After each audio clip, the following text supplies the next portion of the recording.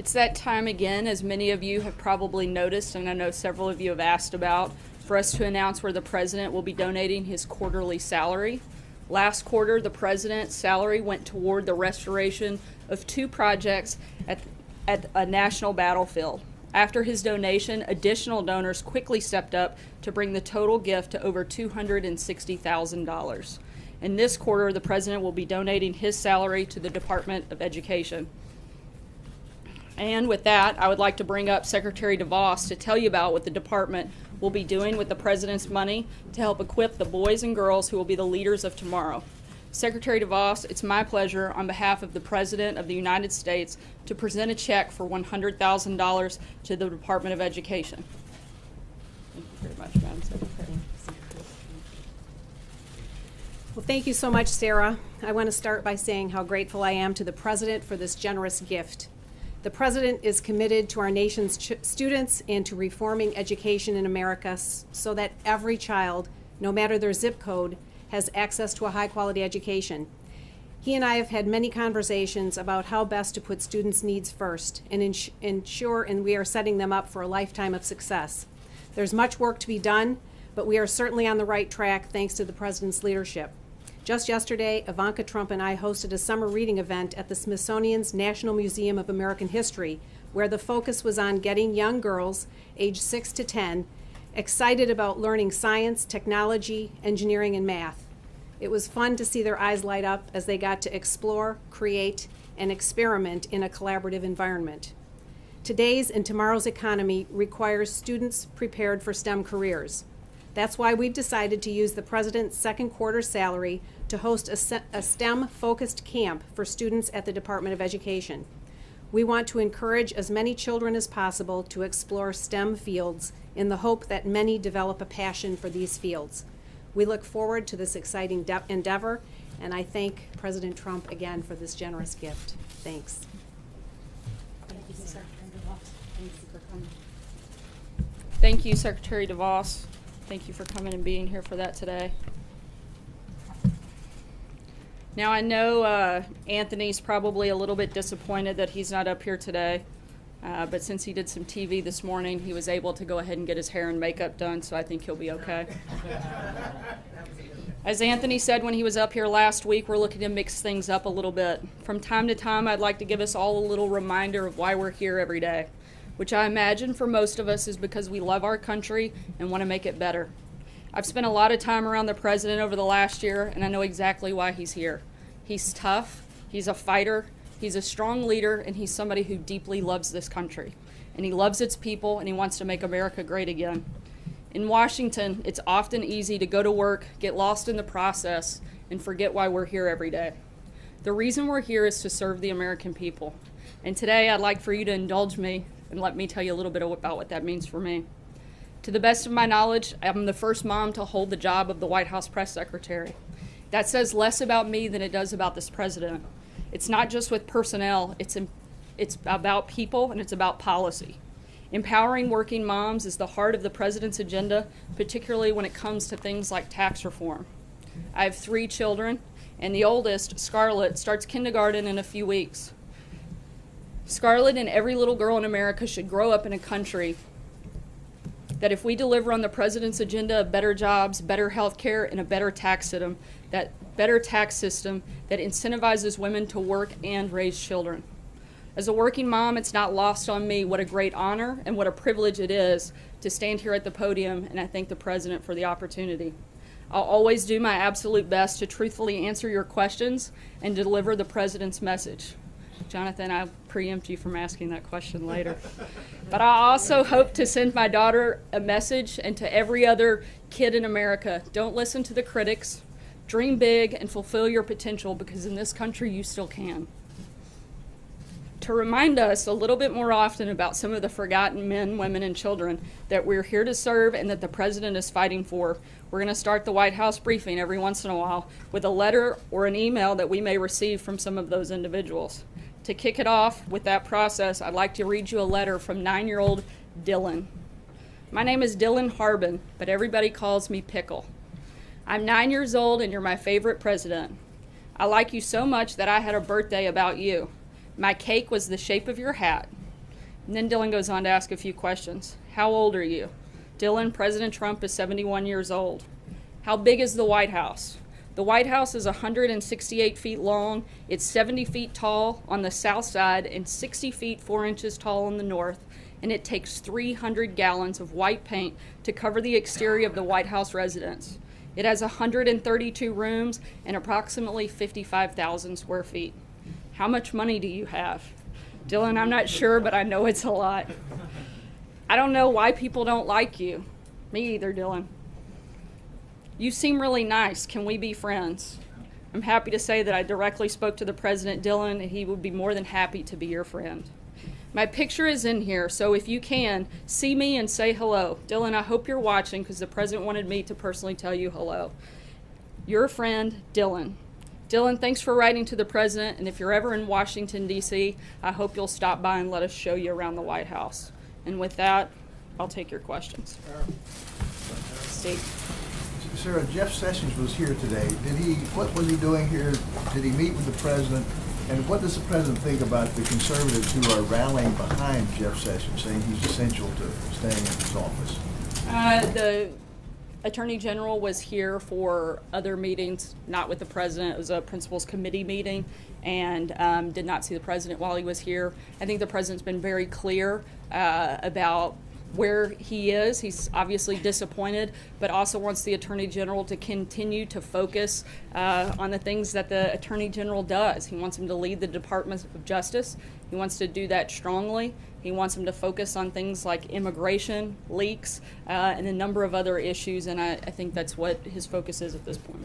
Well, if the Attorney General launches a leak probe, would that help his status with the President? I don't think that's the nature of the relationship. Again, I think that the President is disappointed. He stated that, and I don't think there's anything more to add beyond that at this point. Sarah, thank you. A couple of questions about the new policy on transgender service members the President announced this morning. First, what happens to transgender service members now? Are they immediately thrown out of the military? That's something that the Department of Defense and the White House will have to work together as implementation takes place and is done so lawfully. So it's possible, because I see that, the President was pretty clear in his tweet that transgender individuals, he will not accept or allow a transgender individual to serve in any capacity. So does that mean that those that are now in theater, that are now deployed to Afghanistan, for example, will have to be immediately sent home and Again, discharged? the implementation policy is going to be something that the White House and the Department of Defense have to work together to lawfully determine. And I would imagine the Department of Defense will be the lead on that and keep you posted as that takes place. Why did he decide to do this, given that during the campaign he had declared that he would protect the rights of transgender individuals? He said he would be better on this issue than Hillary Clinton, and now he's turned the clock back on this issue regarding the military. The President has a lot of support for all Americans and certainly wants to protect all Americans at all times. The President's expressed concern since this Obama policy came into effect, but he's also voiced that this is a very expensive and disruptive policy, and based on consultation that he's had with his national security team, came to the conclusion that it erodes military readiness and unit cohesion, and made the decision based on that. Kevin. Thank you, Sarah. If I could follow up on what Jonathan just said, that the President actually tweeted, "Thank you to the LGBT community. I will fight for you," while Hillary brings in more people that will threaten your freedoms and beliefs. And so I'm wondering, you said the policy, the President in general wants to protect all Americans. Does this shift in policy protect transgender Americans, and what is the message that he is attempting to send to them by making this shift in policy? And if I could follow on health care. Let me answer that first Sure, question, then we'll come back to healthcare. On that, the decision is based on a military decision. It's not meant to be anything more than that, and it's simply about, obviously, it's a very difficult decision. It's not a simple one, but the President feels that it's the best one for the military. Okay, on health care then, if I could follow really quickly, can you repeal and replace the Affordable Care Act and still protect Medicaid funding? We're talking about the most dependent among us, and the need for Medicaid is great, and that seems to be a major concern among some lawmakers, including Alaska Senator Lisa Murkowski. So I'm wondering, from the president's perspective, if congressional lawmakers do send him a repeal that does not protect Medicaid funding, is that something he would still support? And what is he doing to try to protect Medicaid as it is now? You know, the president's been clear that he wants to protect those that are part of that program, but also very focused on repealing and replacing. We're working through that process. Excited about the progress that was made yesterday, and we're going to continue pushing forward until we get a new and better health care plan. Francesca? Thank you, Sarah. One short thing and then questions. Can you provide us with a copy of the letter that you read? Maybe even hold it up or just show a copy to us? I'll be Okay. happy to. That would be wonderful. Knock out Dylan's name, last name. Yes, Be thank happy you. to provide it. But back on Attorney General Jeff Sessions, you said that he didn't meet with the president when he was at the White House this week. Has he spoken to the president this week? Do you know when the last time the two of them spoke was? I don't believe they've spoken this week. I'm not sure on the time frame. Okay, and then another follow-up on Jeff Sessions. You said Always that the president, you said that the president has been very clear about his position on Jeff Sessions, and yesterday the president said that he wasn't leaving him to, quote, twist in the wind. But he continued to tweet about him this morning. If he is so frustrated and so disappointed in him, why doesn't he just ask him to resign or fire him? Why does he continue to just tweet about him instead? Look, you can be disappointed in someone, but still want them to continue to do their job, and that's where they are. Continue in that job? I think that I made clear last week, if there comes a point he doesn't, he'll make that decision. Like, Thank you. Let me have you please clarify, if you can, some comments that the president made in the Wall Street Journal interview yesterday about tax reform. He said, and I quote here, "The truth is the people I care most about are the middle-income people in this country who have gotten, as he says, screwed. And if there's upward revision, it's going to be on high-income people." On that upward revision part, what exactly was the president talking about? Is it a revision from his plan on the personal side at 35%, or is it revising it up from the current tax code? Yeah, when we get ready to walk through the full details of the plan, I'm happy to do that at that time. But right now, we're focused on the three big priorities of the tax reform: a simple, fair tax code, middle-class relief, and creating jobs. That's where we are right now. We're continuing to work through that process, and we'll make announcements as we have Let me specifics. just ask you then a more general question on that. Does the president believe that the wealthiest Americans deserve a tax cut? I think the president is looking and prioritizing middle-class tax relief. He's made no secret about that. That's one of the biggest priorities of the three things that he's focused on when it comes to tax reform. Jordan? Thanks, Sarah. Two questions for you. First, the president has had almost 24 hours to review the Russia sanctions legislation. Has he decided if he's going to sign that? Well, it's a little bit more complicated than that. Senator Corker actually came out earlier today and said that he's not fully supportive of where the bill stands. We expect that there's a possibility that more changes take place, and so we're going to see what that looks like before we make a final decision. But I can tell you that the White House, the president, and the entire administration, as we've said many times before, strongly support sanctions against Russia, Iran, and North Korea. My second question is the president considering looking at any kind of policy about transgender people serving in the White House now that he's tried to make a decision on transgender people serving in the military? No, once again, this was a decision based on what was best for the military and military cohesion, and on the counsel of his national security team. Go ahead, Major. So the impression we get at the Pentagon is they were a little bit flat-footed by the president's tweets. And as I understand it, this was and has been for the last couple of weeks a conversation here specifically about TRICARE coverage for transgender procedures. And it suddenly evolved for the president to then go on Twitter to announce this ban. And as you already told us, the White House and the Pentagon are going to have to lawfully implement that. Typically, when you have an announcement of this magnitude, all of that work has been done at the procedural level between the bureaucracy of the Pentagon and the White House. Why wasn't any of that work done, and why was the Pentagon caught so surprised this morning by the president's tweets on that? As I said before, that the president's national security team was part of this consultation. You mentioned yourself that there have been ongoing conversations. When This one particular smaller issue, president made not a the whole ban. Right. When the president made the decision yesterday, the Secretary of Defense was immediately informed, as were the rest of the national security team that had been part of this ongoing conversation. But you can't answer the question of what's going to happen to transgenders who are in the military now. Shouldn't you have been able to answer that basic question with Look, a policy of this magnitude? Look, I think sometimes you have to make decisions, and once he made a decision, he didn't feel it was necessary to hold that decision, and they're going to work together with the Department of Defense to lawfully implement it. Thing on Sessions, just because this is the baseline question. You said earlier the president was frustrated. Is that frustration now in the past? And does he fully have confidence in the Attorney General to carry out his duties from this day forward? The president wants the Attorney General to focus on his duties as Attorney General, and I think we've both spoken about that pretty extensively, and I don't have anything else to add. Peter? As you just announced, the president's donating his second quarter salary of $100,000 to the Department of Education, so clearly he must care about education. Why then is he calling for $9.2 billion in spending cuts to the Department of Education in the next budget? Look, I think that oftentimes you have a lot of duplicative efforts, and they want to streamline the process.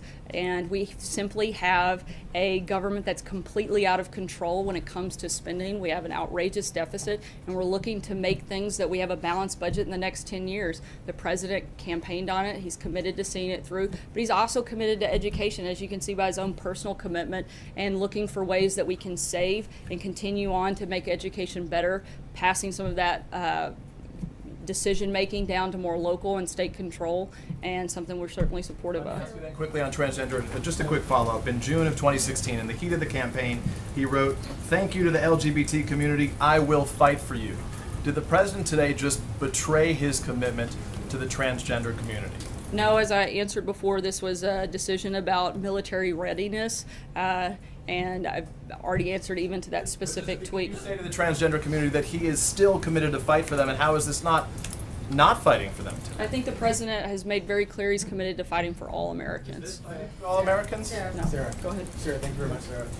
Was this decision on transgender in the military made to put pressure on Democrats running in 2018, particularly Democrats running in socially conservative districts like in Ohio, Michigan, and Wisconsin? Not that I'm aware of. Just to follow up on that, what is the timeline for when guidance will be delivered to the Pentagon and how the president's decision should be implemented? We'll let you know when we have an announcement. Peter. Sarah, the president said this morning, or tweeted this morning, asking why the Attorney General has not fired Andrew McCabe as acting FBI director. Why hasn't the president fired Andrew McCabe as acting FBI director? The president's made an incredible nominee in Chris Wray, and he's looking forward to getting him confirmed and taking over the FBI. I think he needs to fire. Why should Attorney General Sessions fire him? Again, he's made a choice to lead that agency, and we're looking forward to getting him confirmed soon. April. Sarah, two questions. One, following up on Major with TRICARE and the transgender community. There's been a concern from the transgender community before President Trump became President Trump that if Obamacare changed to Trumpcare, they were wondering if they were able to get the procedures to help them complete their phases of becoming the other sex or the other gender. What do you say to those people who are seeing this now with this ban in the military? What do you say to Transgender America who wants to continue with the change? Maybe some who already had part of the change and want to do the change and are scared because of what's happening now, not for certain. What do you say to Transgender America? As I've said before, and I'll try to make this clear, this was a military decision. This was about military readiness. This was about unit cohesion. This was about resources within the military and nothing more. Guys, I really don't have anything else to add on that topic. As I do, I'll keep you posted. But if those are the only questions we have, I'm going to call it a day, but if we have questions on other topics, I'll be happy to take it. Sarah, wait a minute, Sarah, I wanted to, I'm sorry, Sarah, I wanted to finish. Everyone had a second question, I'm sorry, Sarah. On the morale of the cabinet, Anthony Scaramucci this morning on New Day said that the cabinet secretaries need to have tough skin. How is the president working with the cabinet secretaries right now? How does he build their morale after all of this with Sessions and we're hearing things that are coming out of state about Rex Tillerson? How is the president working on their morale? I think the same way he works with all of us. He empowers us to do our jobs. And I don't think it matters whether you're a cabinet secretary or a low-level staffer. We're here to do a job. He's asked us to do it, and he expects us to get it done. And I've spent a good bit of time with quite a few cabinet secretaries over the last couple of days, and morale is high. Stephen. Just one more point about transgender service members, not here in this country, but overseas. And there are 18 countries where transgender service members are allowed to serve openly. The UK is one, Australia is another, Israel is a third. president in his tweet this morning referred to disruptions. What does he mean? And is he concerned that there are disruptions in our allies' militaries in Australia and the UK and Israel?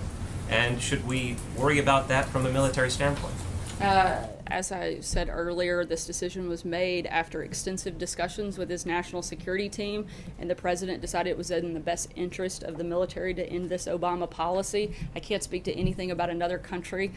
Pretty focused on making sure we get good things happening here. Zeke. First off, you were talking earlier about what the president wishes Attorney General Sessions to be doing in his job right now.